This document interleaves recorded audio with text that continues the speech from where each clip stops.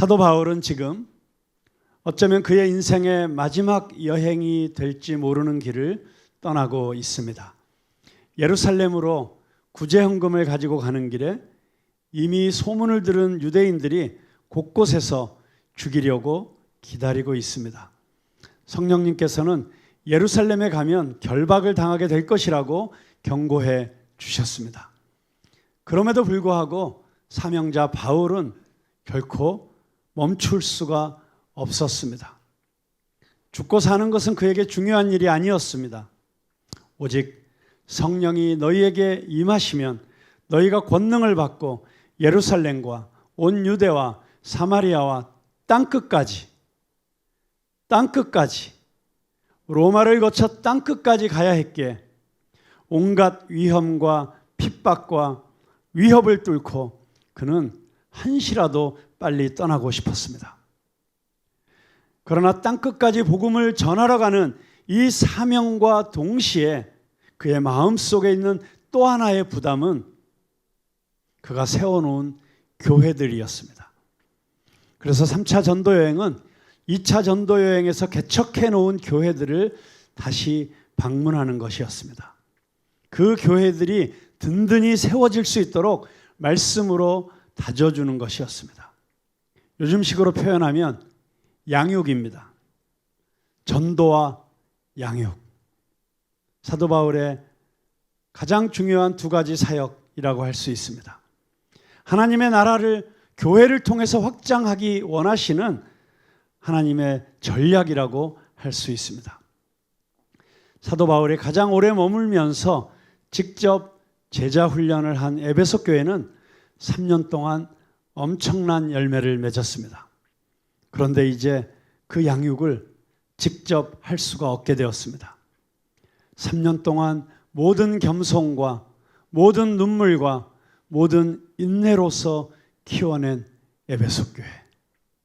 그래서 바울은 예루살렘을 향해서 가는 길에 에베소에서 50km나 떨어져 있었던 밀레도라고 하는 곳으로 에베소 교회 장로들을 불러서 그들에게 유언과도 같은 마지막 설교를 하고 있는 것입니다.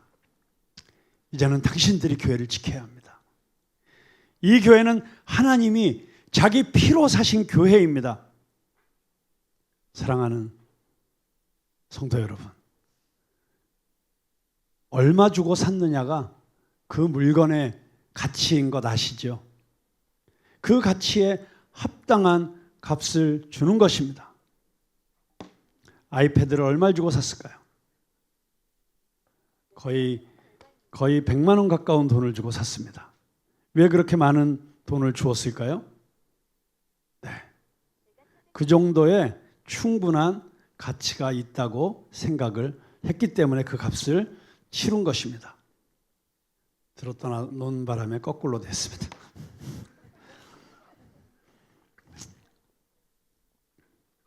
하나님께서 자기 피로 사셨다.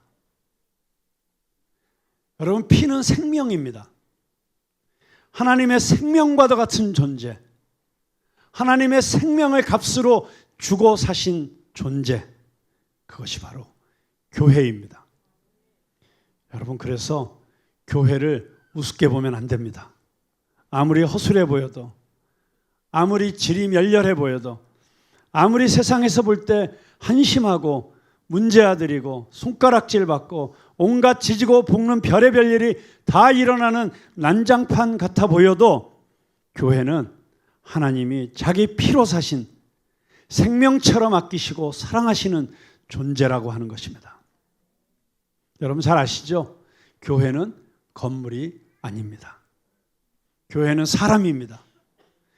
하나님께서 생명을 주고 사신, 핏값을 주시고 사신 그 교회는 바로 이 안에 있는 바로 당신입니다. 우리 옆에 있는 분들에게 당신이 바로 교회입니다. 알려주시겠습니다. 그러면 다시 한번 서로 확인하겠습니다. 당신은 얼마짜리이십니까? 네? 얼마짜리세요? 한번 자기 값을 알아보세요. 쉽게 말씀드리면 예수님짜리입니다. 맞습니까? 십자가에서 피를 흘리신 것은 예수님이 흘리셨지만 예수님이 곧 하나님이시기 때문에 하나님이 자기 피로 사셨다고 사도 바울이 말하고 있습니다. 그 피로 사신 소중한 양 때 그 양 한 양이 모인 에클레시아, 그게 바로 교회라고 하는 것입니다. 그래서 그 양떼들을 소중하게 지켜달라고, 그 양떼들을 보살펴 달라고, 그 양떼들을 먹여달라고 하나님께서 당신들에게 직분을 맡기신 것입니다. 그렇게 사도 바울이 지금 에베소 교회 장로들에게 이야기하고 있는 것입니다. 하나님께서 친히 에베소 교회의 양떼들을 맡기시기 위해서 세우신 장로들에게 피를 토하는 심정으로 쏟아내는 이 설교를 오늘 우리 푸른나무 교회에서 들어야 하는 사람은 누구일까요? 네, 당연히 에베소 교회 장로님들에게 주신 설교니까 푸른나무 교회로 적용하면 푸른나무 교회 장로님들만 들으시면 되는 설교네. 혹시 그렇게 착각하시지는 마시기 바랍니다. 저를 포함하여 목회자든 장로든 권사든 정원직이든 교사든 찬양팀이든 어떤 직분을 받았든지 여러분 모두가 나에게 주시는 하나님의 말씀으로 들으셔야 됩니다. 직분이 없더라도 마찬가지입니다. 개신교의 특징은 모든 성도가 다 제사장이라고 하는 것입니다. 그것을 만인 제사장이라고 하죠. 교회 안에서든 밖에서든 우리는 제사장으로서의 직분을 감당해야 하는 것입니다. 그런데 요즘 거기서 한 걸음 더 나아가서 뭐 로잔 대회든지 1 빌리언 하베스트 소울이든지 이런 세계 선교를 이야기하는 곳에 가면 계속 들리는 용어가 있습니다. 만인 제사장직에서 한 걸음 더 나아가서 만인 사역자론이라고 하는 것입니다. 모든 그리스도인들은 사역자입니다. 왜냐하면 예수님의 지상 명령을 완수하기 위해서는 신학교를 나온 목사들만으로, 성직자들만으로는 절대로 그 사명을 이룰 수가 없습니다. 저와 여러분 모두가 다 복음의 전달자로서, 사역자로서 자신이 가지고 있는 모든 것을 이 하나님의 나라를 위해서 드릴 때에만 그 사명이 완수될 수 있다고 한다는 것입니다.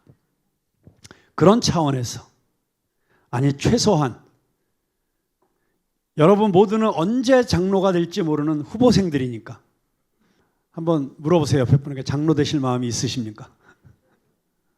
한번 물어보세요. 장로 되시고 싶으세요? 하고 물어보세요. 네, 여러분 다 후보생들이세요.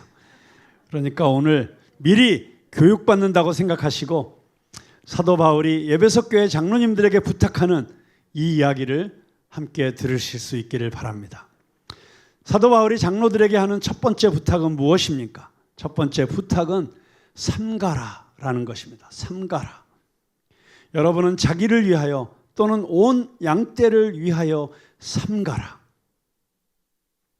여기 이 삼가라라는 단어는 헬라어로 프로세코라고 하는 단어인데 현재 진행 명령형으로 쓰여 있습니다. 문법적으로.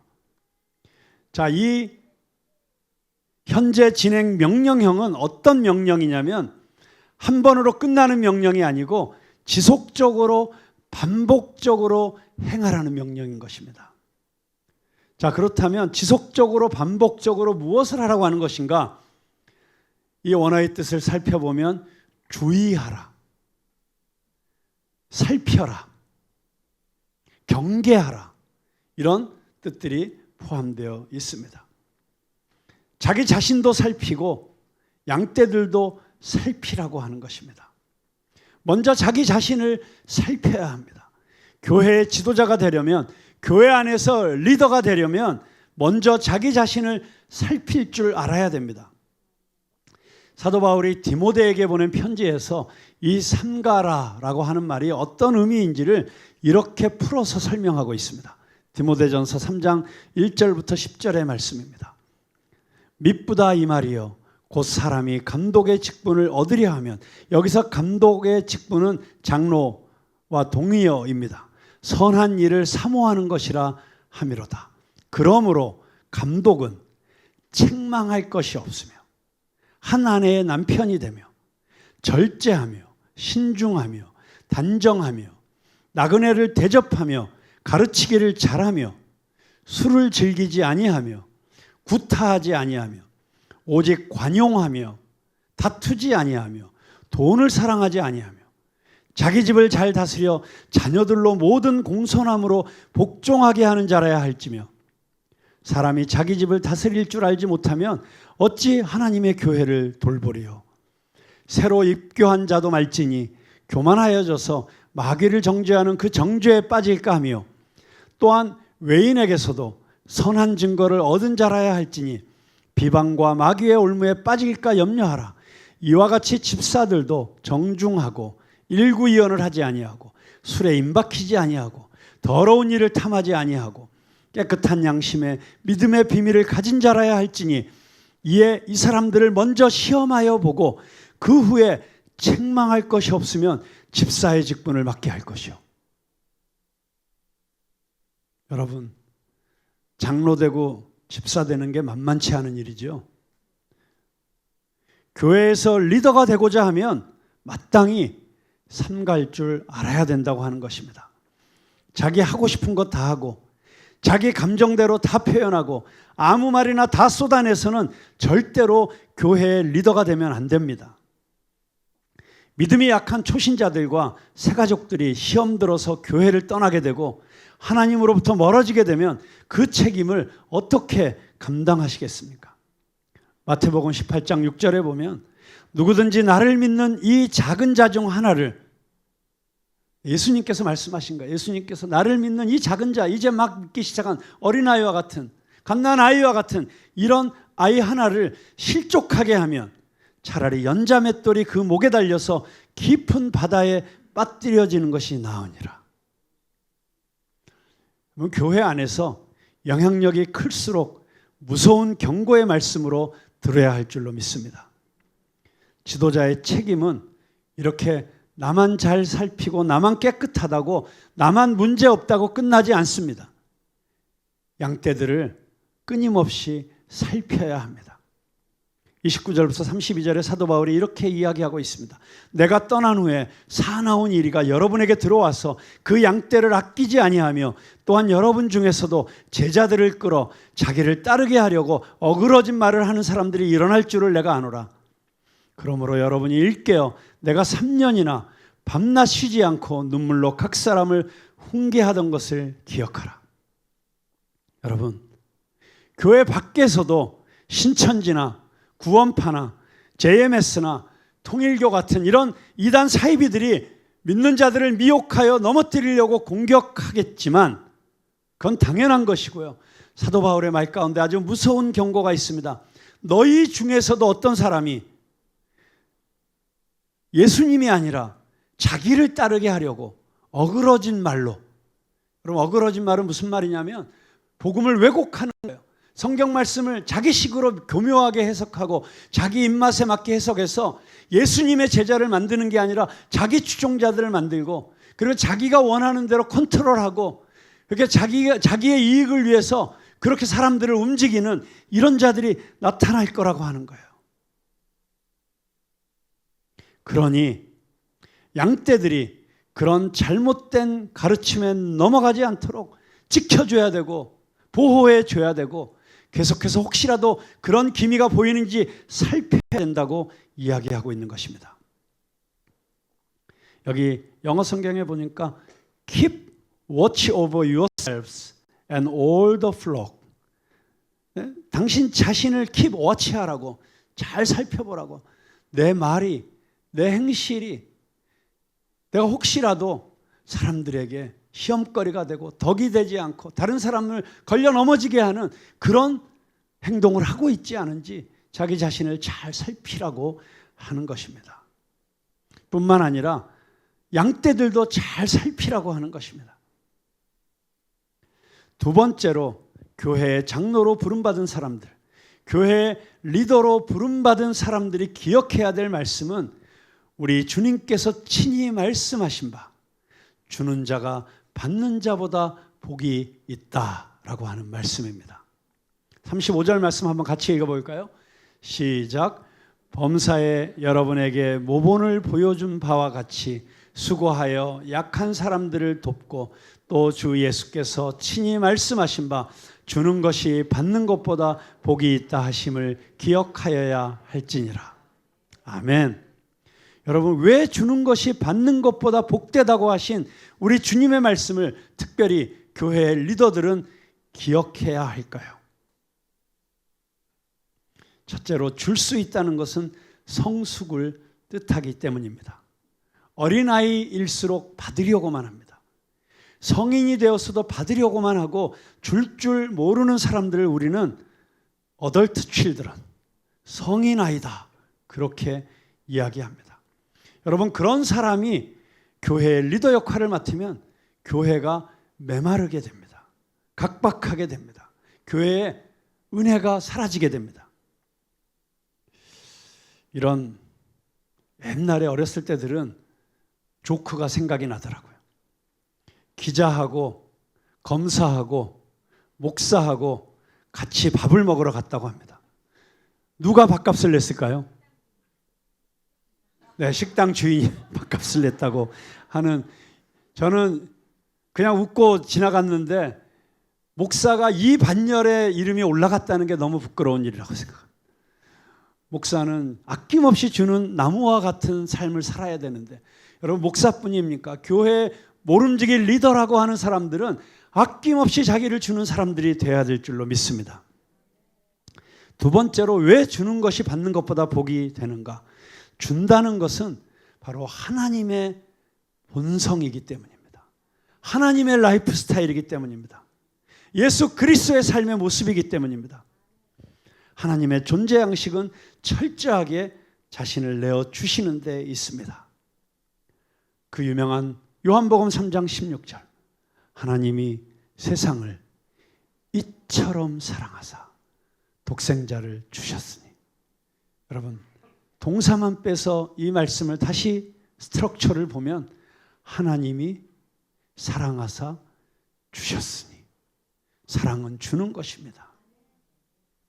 그 하나님께서 우리를 사랑하시기 때문에 독생자를 주셨다고 했습니다. 그런데 아들만 주신 것이 아니고 로마서 8장 32절에 보니까 자기 아들을 아끼지 아니하시고 우리 모든 사람을 위하여 내주시니가 어찌 그 아들과 함께 모든 것을, 뭐를요? 모든 것을 우리에게 주시지 아니하겠느냐.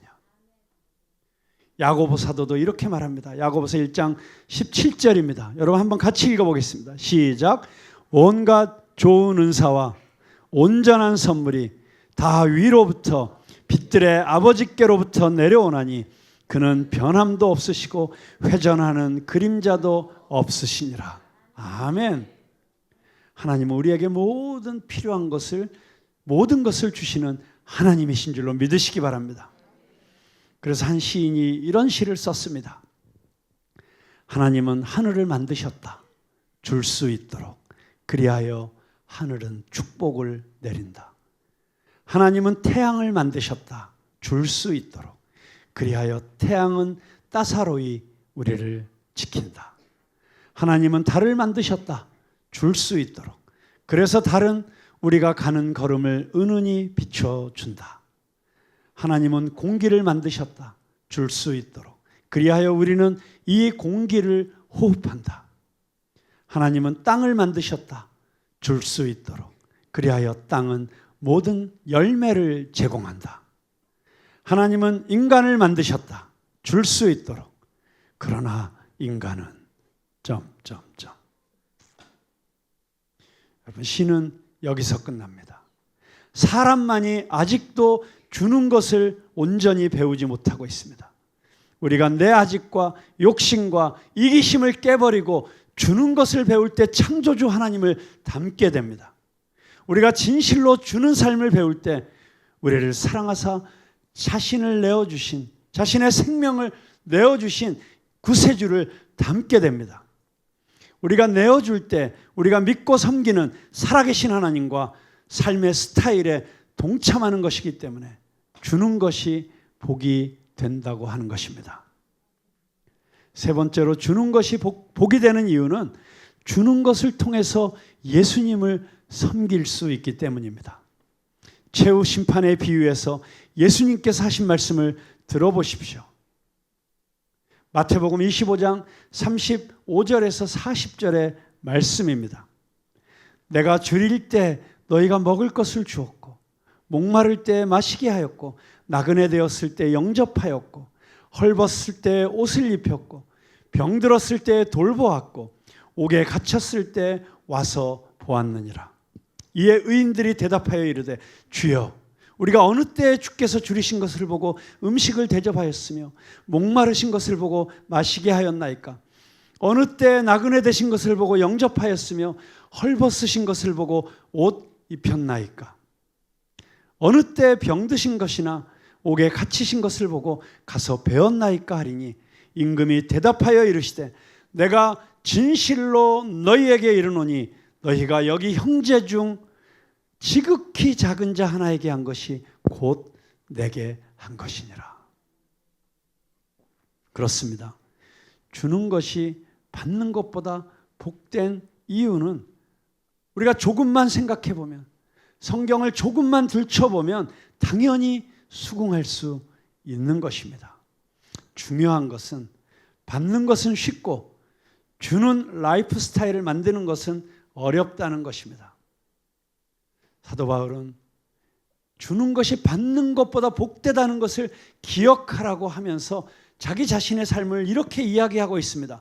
33절부터 35절, 사도행전 20장 33절부터 35절의 말씀을 한번 같이 읽어보겠습니다. 시작. 내가 아무의 은이나 금이나 의복을 탐하지 아니하였고 여러분이 아는 바와 같이 이 손으로 나와 내 동행들이 쓰는 것을 충당하여 범사에 여러분에게 모본을 보여준 바와 같이 수고하여 약한 사람들을 돕고 또 주 예수께서 친히 말씀하신 바 주는 것이 받는 것보다 복이 있다 하심을 기억하여야 할지니라.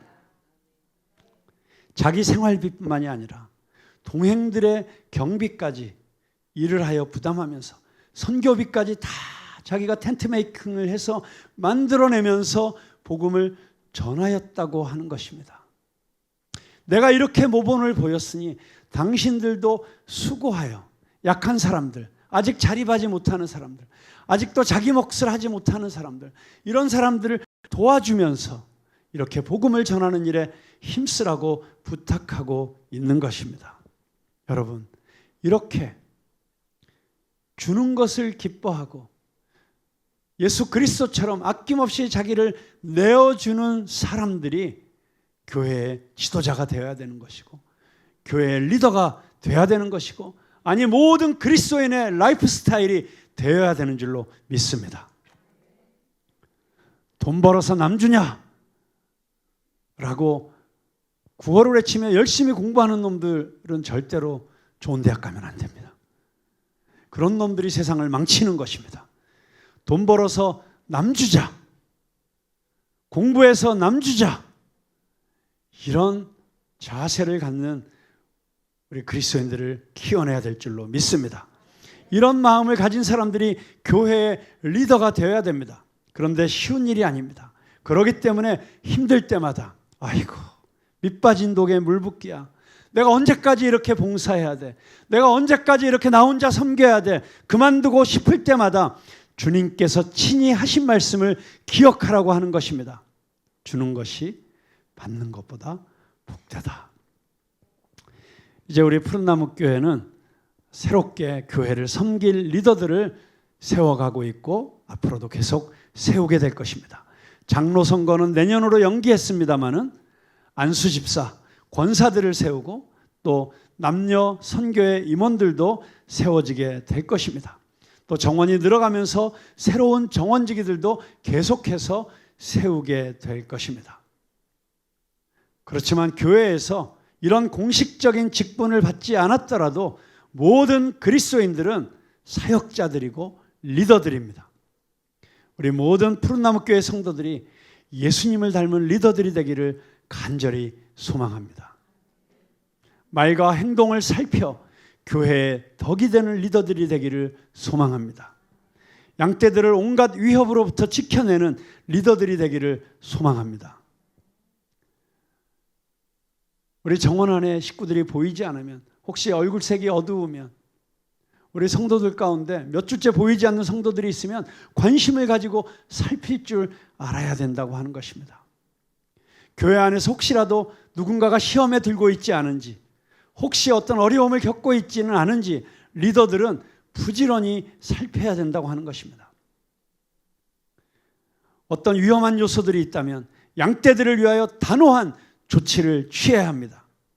그러면서 한편으로는 양떼들을 위하여 수고하여 사랑도 주고 섬김도 주고 마음도 주고 예수님처럼, 아버지 하나님처럼 주고 또 주어 마침내 목숨까지 주는 것이 사랑이라고 말했던 이광수의 말처럼 기빙 스피릿으로 충만한 교회가 되기를 소망합니다.